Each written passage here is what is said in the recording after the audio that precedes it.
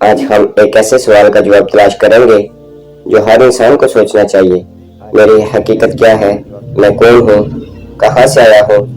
اور مجھے کہاں جانا ہے؟ اللہ تعالیٰ قرآن میں فرماتے ہیں، اور بے شک ہم نے انسان کو مٹی کے خلاصے سے پیدا کیا۔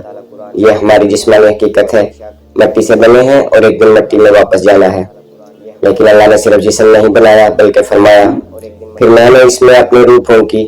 یہ روح الہی امر ہے جو ہمیں زندگی اور شعور دیتی ہے۔ اللہ تعالیٰ نے واضح طور پر فرمایا، میں نے جنات اور انسانوں کو صرف اپنی عبادت کے لیے پیدا کیا۔ یہی ہماری اصل حقیقت ہے۔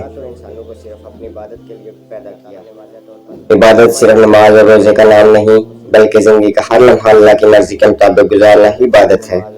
قرآن میں فرمایا گیا، اور بے شک ہم نے آدم کی اولاد کو عزت بخشی۔ یہ عزت نہ رنگ و نسل میں ہے، نہ مال و دولت میں، بلکہ ایمان اور تقوی میں ہے۔ رسول اللہ صلی اللہ علیہ وآلہ وسلم نے فرمایا، اللہ تمہاری شکلوں اور تمہارے مال کو نہیں دیکھتا بلکہ تمہارے دلوں اور مال کو دیکھتا ہے۔ اللہ تعالیٰ فرماتے ہیں، جس نے موت اور زندگی کو پیدا کیا تاکہ تمہیں آزمائے کہ تم میں سے کون اچھے عمل کرتا ہے۔ دنیا ایک امتحان گاہ ہے، ہم سب یہاں چند دن کے مہمان ہیں، اصل زندگی آخرت کی ہے۔ ایک دن ایک عالم نے اپنے شاگرد سے کہا، بیٹا یہ مٹھی بھر مٹی دیکھو، تمہارا جسم اسی سے بنا ہے، روح نکلے گی تو اسی میں واپس جاؤ گے، لیکن تمہاری اصل پہچان تمہارا ایمان اور عمل ہے۔ یہ سن کر شاگرد کی آنکھوں میں آنسو آ گئے، کیونکہ اسے اپنی حقیقت کا احساس ہو گیا۔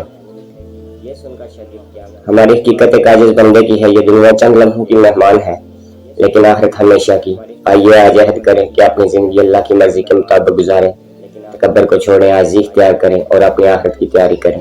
اللہ تعالیٰ ہمیں اپنی حقیقت کو جاننے کی توفیق عطا فرمائے اور ہمیں ان لوگوں میں شامل کرے جن کا انجام کامیابی والا ہو۔ آمین۔